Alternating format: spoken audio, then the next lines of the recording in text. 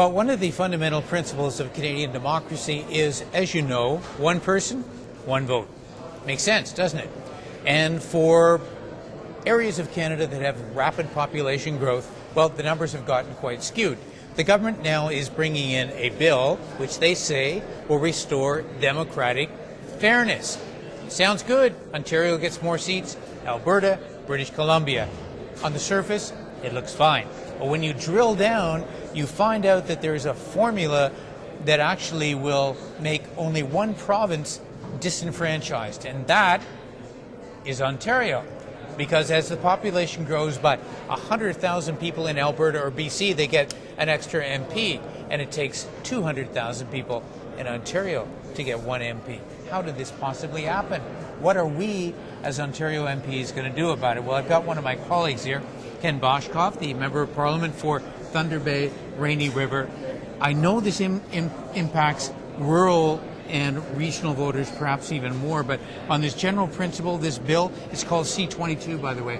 What do you think about it, Ken? Well, I just cannot believe in the unfairness of a bill that's called fair play. And the amazing thing is that although it will only give Ontario 10 more seats, it will also constrict ridings like mine.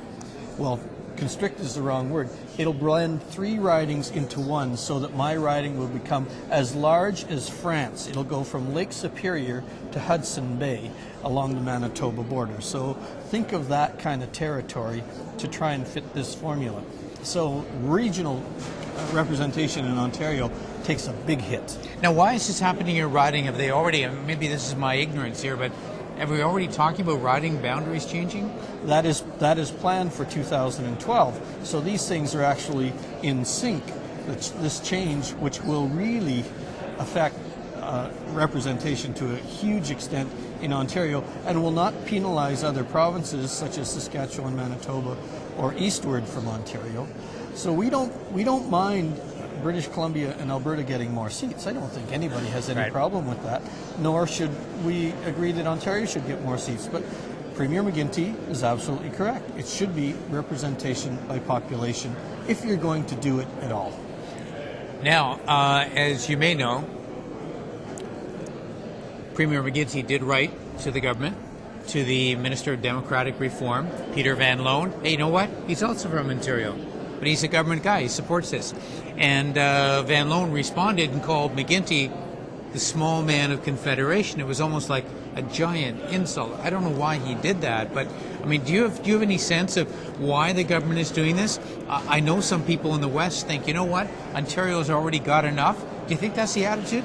Well, I can only believe that, and you've seen enough in this House, when you run out of policy arguments, you start getting personal. And this one, in this case, they've run out of policy arguments a long time ago.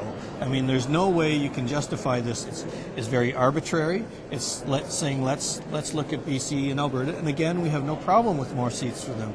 But if you're going to use a formula, it should be the same formula for every Canadian. I don't think anybody would argue with that, except Mr. Harper and Mr. Van Loan don't see the sense of it. Interesting. Well, there's going to be a lot more on this, and stay tuned, because I think this is a sleeper issue. As people understand this a bit more, I think they'll be fairly upset, because it's totally unfair. But there's one other thing I want to ask you about, too. You've got a private member's bill about Buy Canadian. Well, tell me about that. In the G8 countries and in most of the world, there is legislation, particularly in the United States, which requires 60% of the work to be done or purchased in the home country.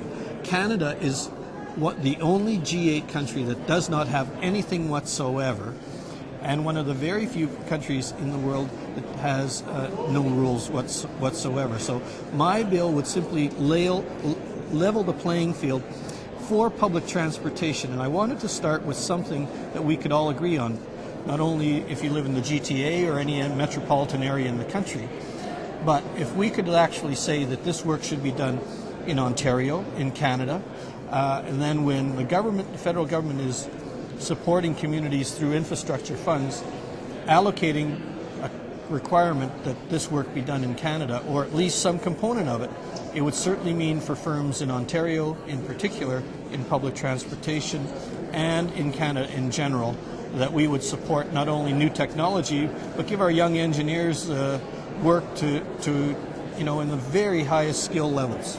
Well, that's a great idea. Where's the bill right now? The bill will be debated early in the new year, so I'm really looking forward to it. So it's coming up. Yes. If we don't have an election.